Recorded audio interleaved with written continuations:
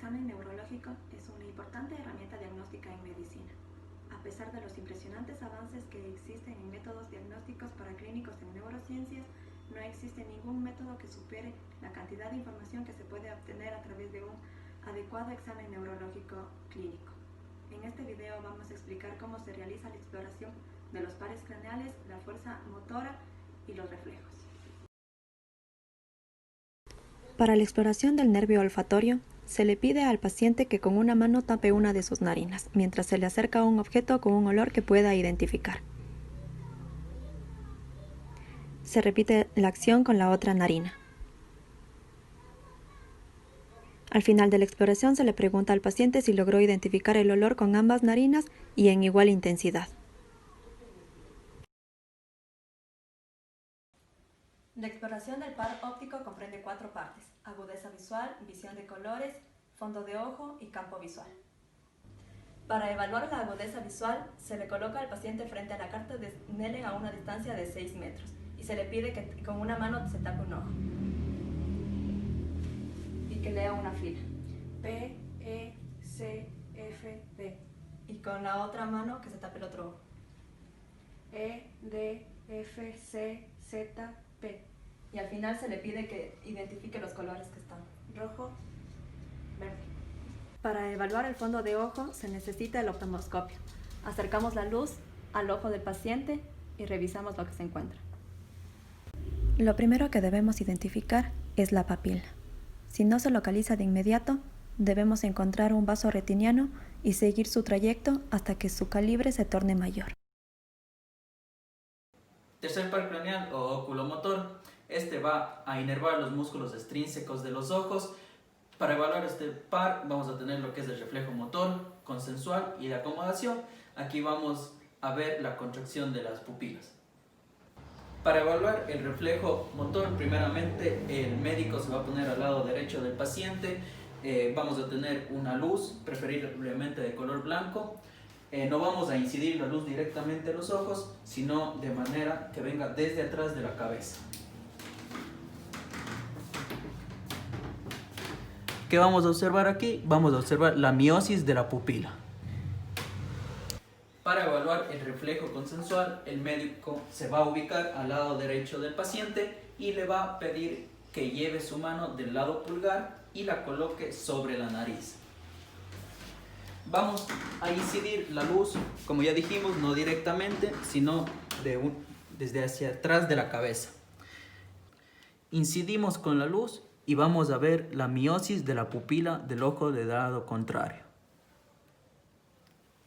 Para evaluar el reflejo de acomodación, le vamos a pedir al paciente que mire nuestro dedo, que se va a colocar a un punto fijo. ¿Para qué hacemos esto? Para evaluar la miosis y midriasis de la pupila. El nervio troclear y el nervio abductor lo vamos a evaluar con los movimientos conjugados. Para evaluar estos pares vamos a realizar lo que es los movimientos conjugados. ¿En qué consiste esto? Le vamos a pedir al paciente que mire nuestro dedo y lo siga, solo con los ojos, no con la cabeza. Vamos a hacer en forma de cruz. Hacia abajo, hacia la izquierda y hacia la derecha. El nervio trigémino es un nervio mixto, por lo tanto se debe evaluar tanto la función motora como la función sensitiva. Para evaluar la función sensitiva de la rama oftálmica, se acerca a la córnea del paciente un objeto como algodón o gasa y se estimula para percibir el reflejo que se produce.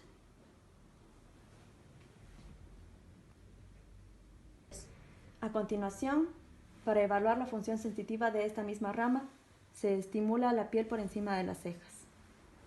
De la misma manera, para evaluar la función sensitiva de la rama maxilar, se estimula la piel de las mejillas en ambos lados de la cara de forma comparativa. Para evaluar la función motora de la rama mandibular, se le pide al paciente que abra y cierre la boca y que mueva la mandíbula para un lado y para el otro, oponiendo una ligera resistencia. El nervio facial. Bueno, para el nervio facial le pedimos al paciente que levante las cejas. Levanta las cejas, por favor. Que frunce el ceño. Que arrugue la nariz. algo, ¿ya? Vemos también que existe simetría de los dos lados para que se vea que no haya alteraciones. Ya dejé de producir. Hincha los cachetes. Vemos la fuerza que tiene para mantener el aire. Ya. De aquí pasamos al nervio vestíbulo coclear. Entonces, para le vamos a pedir al paciente que nos diga si escucha los sonidos y hasta cuándo escucha. Entonces, ¿escuchas esto? Sí, Ya, me avisas hasta cuándo escuchas. sí se escucha. Sí se escucha. Ya no. Ya. Ahora con la otra mano igual. Nos vamos abriendo el ángulo. Para ver hasta cuándo escucha el paciente. Ya no se escucha. Ya. De ahí para ver la parte vestibular, le pedimos al paciente que se ponga de pie, por favor. Y que camine así, en línea recta. Viendo punta a talón, punta a talón. Entonces, vamos a ver que el equilibrio del paciente no se encuentra alterado. Listo. Bueno, para el nervio vestíbulo coclear también podemos usar un diapasón que consiste, este es un aparato, el cual no tengo en este momento, el cual consiste que le hago vibrar y le pongo en el oído del paciente. Así puedo saber si es una falla del oído neurológica o solo obstructiva. Entonces consistiría en hacerle oír desde el hueso o desde el aire. Entonces le pusiéramos en la parte de acá la porción mastoidea del temporal al paciente y le diríamos de cómo escucha mejor. Y en el de Weber le pondríamos en la mitad y tendría que escuchar desde los dos lados igual. Y de un lado, debería escuchar de un lado más si se encuentra obstruido ese oído.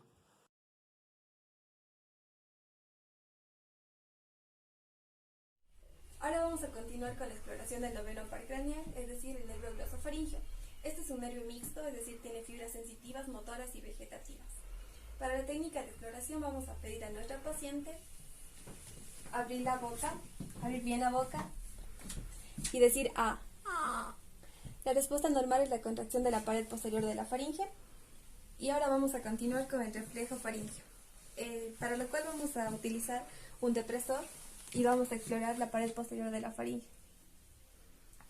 La respuesta normal es la contracción de la pared posterior de la faringe con o sin náuseas, en este caso sin náuseas.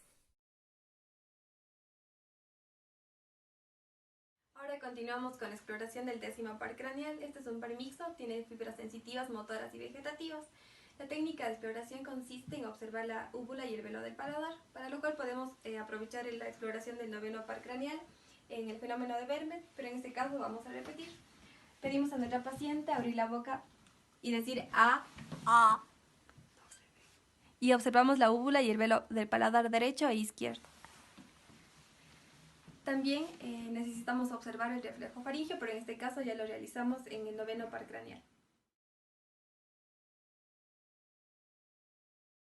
Ahora continuamos con la exploración del onceavo par craneal, el nervio accesorio. Este es un nervio par y las técnicas de exploración consiste en observar e inspeccionar la región cervical y la nuca con el objetivo de comprobar si hay asimetría entre los músculos esternocleidomastoide y trapecio. En este caso observamos que no hay ninguna asimetría.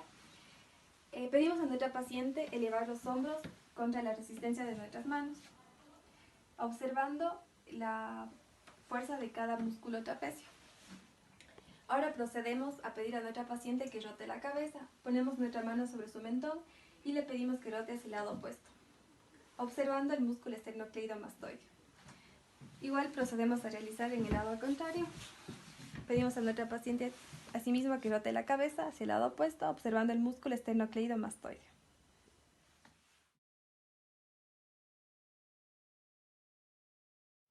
El nervio hipogloso.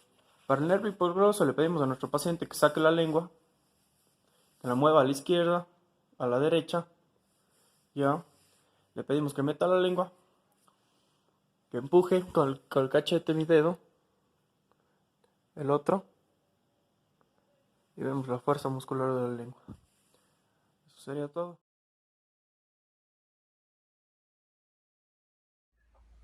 Evaluación de la fuerza motora y reflejos osteotendinosos. Para hacer una evaluación motora rápida, primero debemos iniciar con la inspección del paciente, en donde debemos observar si existe algún tipo de asimetría, movimientos involuntarios, tics, atrofia o hipertrofia muscular.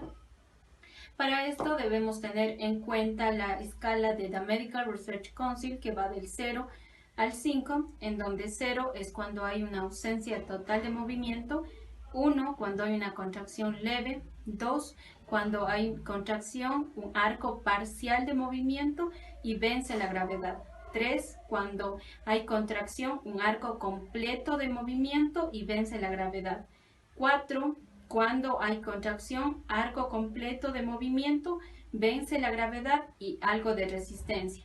Y 5, cuando la fuerza muscular está conservada, vence la gravedad y la resistencia. Para evaluar de forma rápida si existe algún tipo de alteración neurológica, vamos a pedir al paciente que extienda los brazos con las palmas hacia arriba y con los ojos cerrados por un aproximado de 5 a 10 segundos. Transcurrido este tiempo, pedimos al paciente que baje los brazos. En los pacientes con algún tipo de alteración neurológica es casi imposible que se mantengan los brazos extendidos, por lo que se va a observar un movimiento prono y una flexión leve del brazo o del miembro afectado. Para evaluar los músculos de una manera más individual, vamos a iniciar desde la parte cefálica hasta la parte inferior, iniciando por la cabeza, en donde vamos a pedir al paciente que flexione la cabeza venciendo la resistencia de la mano del examinador. Igualmente vamos a pedir que extienda la cabeza venciendo la resistencia de la mano del examinador.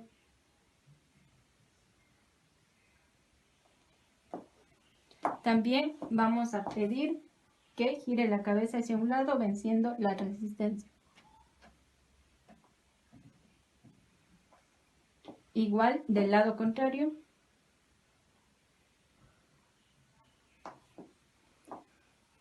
Con esto evaluamos la fuerza de los músculos esternocleidomastoides. A continuación pedimos que el paciente se ponga de pie y que gire. Pedimos que extienda los brazos y eleve las palmas. Mientras hago presión, pedimos que venza o intente vencer la resistencia. Mientras tanto, observamos la integridad de los músculos, del músculo serrato anterior debido a la contracción ejercida. A continuación, pedimos que el paciente flexione su brazo sobre la espalda e intente vencer la resistencia de la mano del examinador. Con esto vamos a evaluar la integridad del músculo romboides.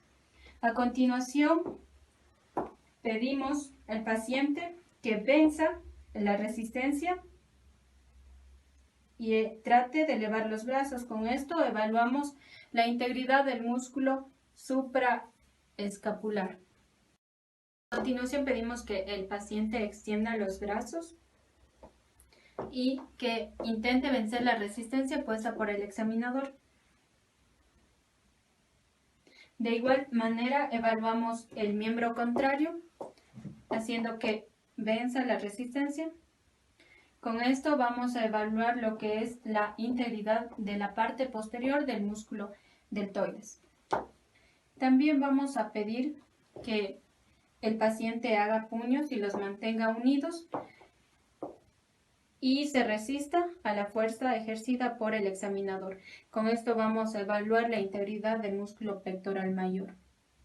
Ahora pedimos que el paciente extienda sus brazos y ponga fuerza. Igualmente ahora pedimos que extienda e intentamos flexionar el brazo del paciente. Con esto evaluamos la integridad del músculo tríceps. Pedimos que el paciente coloque los brazos sobre la parte lateral del cuerpo y eleve el antebrazo. Ponemos resistencia y decimos que vence la resistencia mientras observamos la integridad del músculo supinador largo. Pedimos a continuación que separe los dedos y que los ponga rígidos mientras ejercemos presión. Con esto vamos a evaluar la integridad de los músculos interóseos. A continuación pedimos que el paciente flexione sus dedos y con los dedos flexionados del examinador vamos a ejercer fuerza y con esto vamos a evaluar la integridad de los músculos flexores de la mano. A continuación pedimos que una el pulgar con el meñique, ejercemos presión en las dos manos y con esto estamos evaluando la integridad del músculo oponente del pulgar. Para evaluar la fuerza motora de los miembros inferiores vamos a pedir al paciente que se ponga en decúbito supino y ahora vamos a pedir que eleve la pierna intentando vencer la resistencia. Igual la otra pierna. Ahora con los pies extendidos del paciente vamos a pedir que ésta flexione mientras evaluamos la integridad de los músculos sóleos. Ahora con los pies flexionados del paciente vamos a ejercer resistencia mientras el paciente intenta extender. Con esto evaluamos la integridad del músculo tibial anterior. Ahora pedimos que el paciente se siente en la camilla. A continuación pedimos que abra las piernas venciendo la resistencia. De modo contrario, que cierre las piernas. Con esto evaluamos los músculos aductores y abductores. A continuación, pedimos que el paciente separe los pies venciendo la resistencia. De igual modo que intente unir los pies. De este modo, evaluamos los músculos de eversión e inversión de los pies. Evaluación de los reflejos bicipital, tricipital, rotuliano y aquiliano. Para eso nos apoyamos de un martillo de percusión. Reflejo bicipital. Pedimos al paciente que coloque su antebrazo sobre el muslo y luego identificamos el tendón del bíceps. Una vez identificado, colocamos el pulgar y percutimos. Esto va a provocar la flexión del antebrazo sobre el brazo y con esto evaluamos la integridad de la raíz C5 y C6 de los nervios espinales. Vamos a pedir al paciente que se relaje y deje caer su brazo sobre la mano del examinador. Ahora vamos a identificar el tendón del tríceps y percutimos. Con esto vemos que se produce una extensión del antebrazo, esto debido a la integridad de las raíces C6 y C7 de los nervios espinales. Para la evaluación del reflejo rotuliano, el paciente debe estar sentado sobre la camilla con las piernas colgadas en el borde. Identificamos el tendón y percutimos. Igual de la otra pierna. Con esto estamos evaluando las raíces L3 y L4 de los nervios espinales y se observa la flexión de la pierna debido a la contracción del músculo cuádriceps. Para evaluar el reflejo aquiliano, pedimos al paciente que se arrodille sobre la camilla con los pies colgados en el borde. Para esto vamos a identificar el tendón de Aquiles y procedemos a percutir. Igual del otro. Con esto estamos evaluando la raíz S1 del nervio espinal y vemos que es una respuesta normal debido a la flexión plantar que realiza el paciente.